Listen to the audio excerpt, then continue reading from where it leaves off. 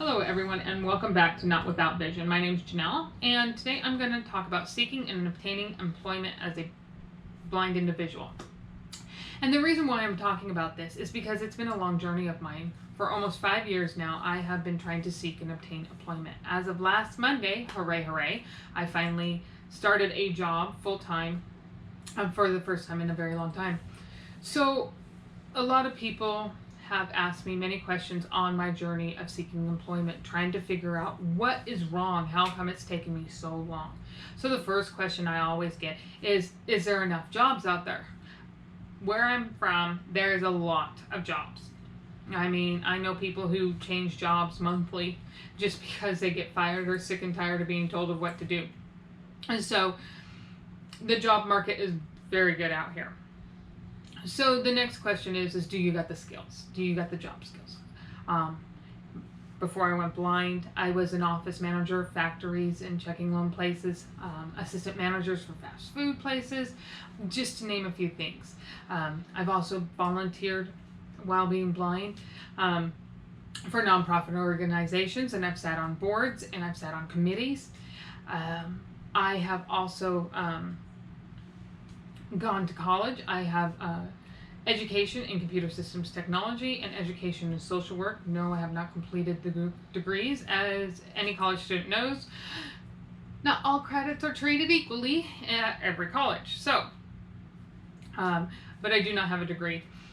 So my education and my work history and my volunteer community service history is extensive and very well-rounded. Not only that, I also have excellent references on top of all of that. I know prior to my blindness, when I did job searching and seeking, I could obtain a job within a day or two, no problems. Unemployment was not something for me to be worried about at all. So then, okay, I have the skills, I have the knowledge, I have the experience, we have an excellent job market, so then why?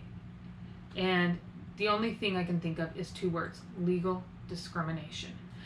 Why do I say legal discrimination? It is discrimination done legally, and I can't prove it because of how it's being done.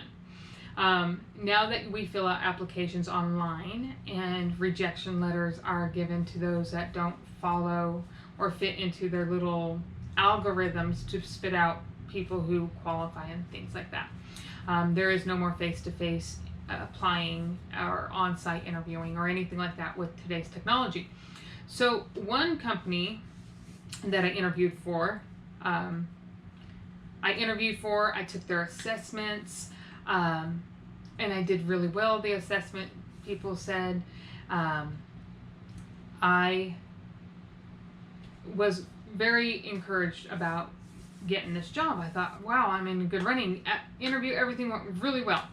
I get the rejection letter. I'm sorry, we went with a different candidate. Feel free to apply again in the future.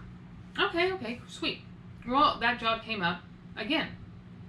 So I went to apply for it, and I could not.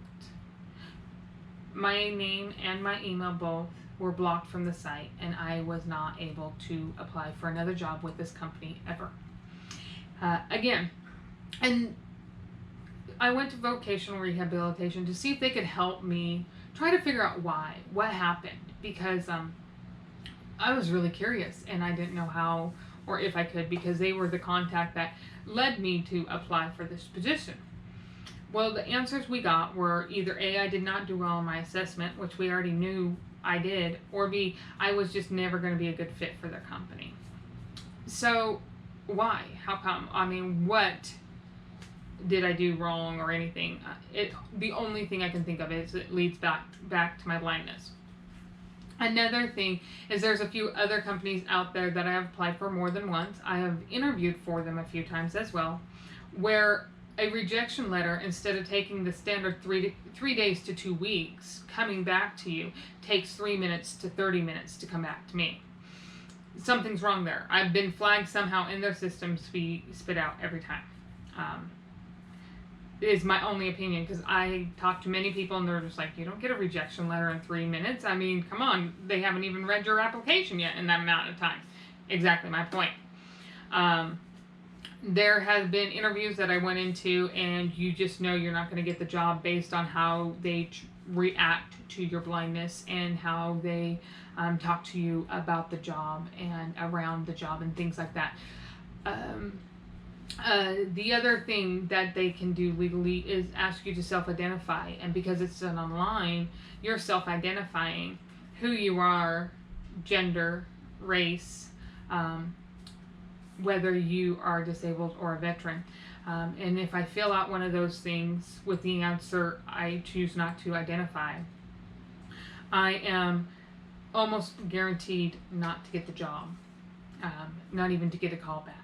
If I identify and say that I am disabled, 95% of the time I would not get a call back or an interview. And this is done legally because they're asking you to self-identify because they need a certain amount of people in certain areas with certain cultures. And if they don't need you at that time, you ain't getting an interview.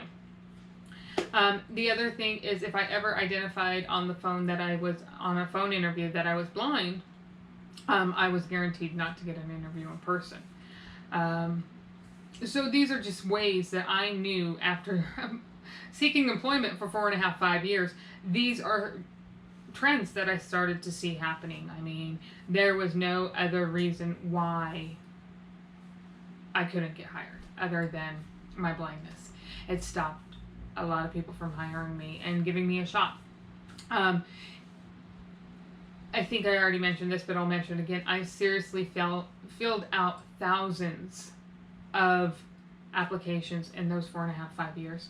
I have literally been on hundreds of interviews. And so it definitely was a hard journey. And people are like, well, it's just applying for jobs. Yes, it's just applying for jobs. But you're talking hundreds of rejections in person, over the phone, on the computer. I mean, after you interview. I'm not even talking about all the rejections of the applications, but interviewing. And people just, you're not good enough for that job. And it's a job you know you could do, and you can do more. I even stooped as low as applying for jobs I definitely were way overqualified for just because I needed a job. So it really started to get disheartening, and a lot of people did not think I would stick it out this long seeking a job. A lot of people were wondering how long I would go before I gave up. And trust me, there have been times I wanted to throw in the towel and say screw it all. But I was persistent and I kept going. And actually in the last half year to a year, my running joke has been I will keep applying for jobs because somebody's going to get annoyed enough of seeing my application come across their desk and they're just going to give me a dang job. So I started doing it out of spite, more out of anything else. So, but I will put this note in there. The company I work for currently, I have only applied for once, which was this time, and I got the job. So they are not one of the people I've applied for to annoy to that. I tell you this because it's a hard, long path to find a job. And it is very discouraging when you get rejections and you know you're good enough and you know you can do these jobs. And just to tell you to keep going. If you're a blind individual, disabled individual who's in that situation where I need a job and it's hard, I mean, it is very hard. And it is a long path to travel. But it is rewarding in the end when it happens. So I just wanted to share this journey with you because it is a hard path, and it is legal discrimination. You can't prove it. They're doing it legally. What else can you do? So just keep your head up. Keep walking that path if you're trying to find work. It's doable. It's possible. It will take time. It took me almost 5 years, but it's finally here. So hope you enjoyed this and you have a wonderful day. And until next time,